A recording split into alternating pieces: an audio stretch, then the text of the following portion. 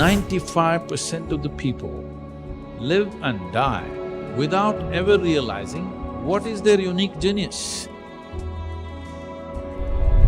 People don't know what to do because we have not handled the most fundamental. You must just tweak your competence. Wherever you are, you will know how to do. You will function to the best of your intelligence and capability. One of the things that someone that we actually met a couple weeks ago, the Dean of Harvard Business School, said to me, we were talking about leadership, and he was sharing his philosophy about leadership as the dean of a major business school.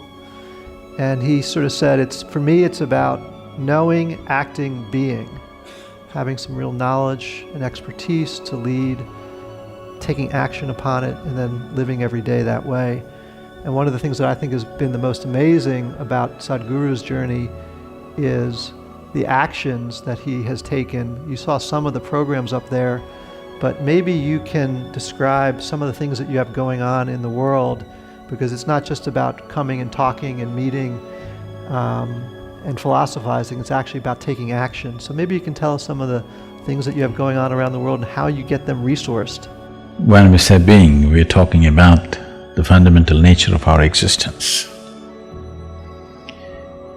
The quality of our existence will determine the quality of our perception, and the quality of our perception will determine the quality of what we know and what we do not know. Action is a consequence of this. If you put it upside down, then it's like saying fruit, tree, root, soil. That's not how it works. Soil, root, tree, and then fruit. If you put it upside down, you may pull out something forcefully, but the damage is there. Today, I'm working with a whole lot of business leaders in the world, both in India and outside. I wouldn't like to generalize this, but I would say at least 60 to 70% of them, by the time they're 45, they're seriously damaged in many ways. Either they have become emotionally stifled because of a certain type of activity, or many of them are suffering from various types of physical ailments, which is essentially, they believe, is a natural consequence of the kind of job they're doing. Because you're doing things forcefully. If you do not understand the natural order of things as to how life blossoms, if you want the fruit first before the tree, obviously it involves forceful ways of doing things. When you do forceful ways of doing things, one thing may be achieved, but the rest is damaged. Most affluent societies in the world, everywhere, not just here, are going through this. They have become affluent, but the fundamental idea of seeking affluence, either in individual life or in a society or in a nation, is because it will give us a choice fundamentally of nourishment and lifestyles. This is the reason why human beings seek affluence, so that it'll give us a whole choice of nourishment and lifestyles. Now, if you look at people's lives, these choices are not something that they're enjoying. These choices are just freaking them out. People don't know what to eat, people don't know what to do, because we have not handled the most fundamental. We want to be on the racetrack, but we don't want to build a machine for it, we just want to win. Nobody wins a race because they desire it. Who doesn't desire victory? Everybody does. But only competence wins in the end.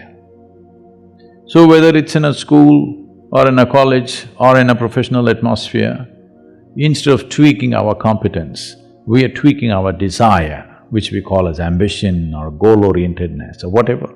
You're tweaking your desire without tweaking your competence, or you may be tweaking your competence, but it's coming behind the desire.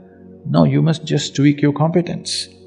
What you can do may be beyond your desire, or it may be a little less than that, we don't know.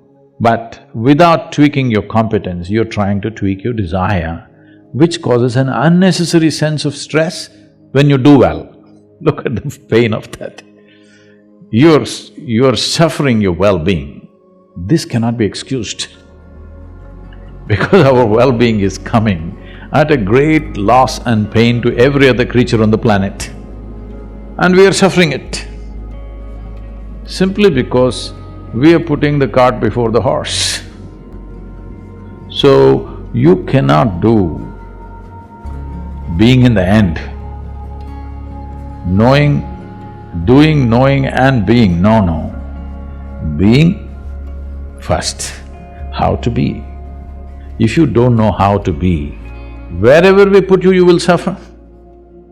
If you know how to be, whether you work here in San Francisco or you have to work in the Mars, it doesn't matter. Wherever you are, you will know how to do. What will you do? You will function to the best of your intelligence and capability. That's all you can do. In our lives, if we do not do what we cannot do, it's not an issue. But if we do not do what we can do, we're a disastrous life. That's all we're trying to avoid, that we don't end up not being able to do what we can do. But once you create this unnecessary, completely avoidable stress that your desire is bigger than your competence, without tweaking the competence, instead of focusing everything and tweaking the competence, we are tweaking the desire. Now you're creating a situation where there is stress. Stress means you're moving towards incompetence, not towards competence. Any machine on the planet will function at its best only when there is no sense of friction.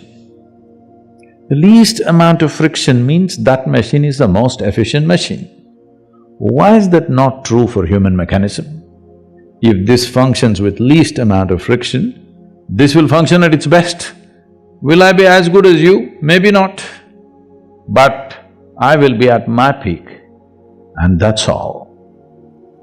And every human being has come with a certain genius.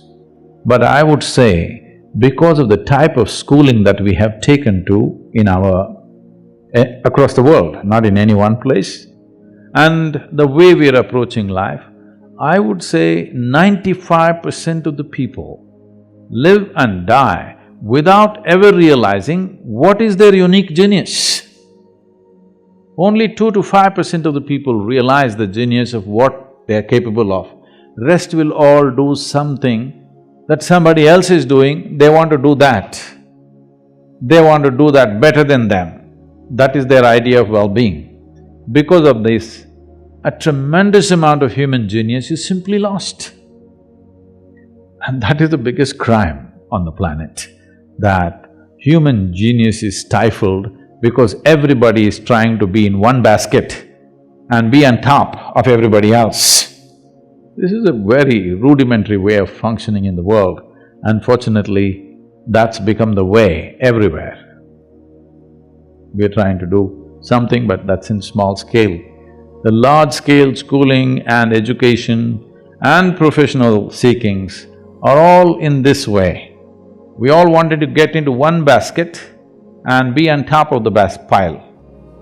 It's a cruel way to live. If you get there also, you will suffer. If you don't get there also, you will suffer.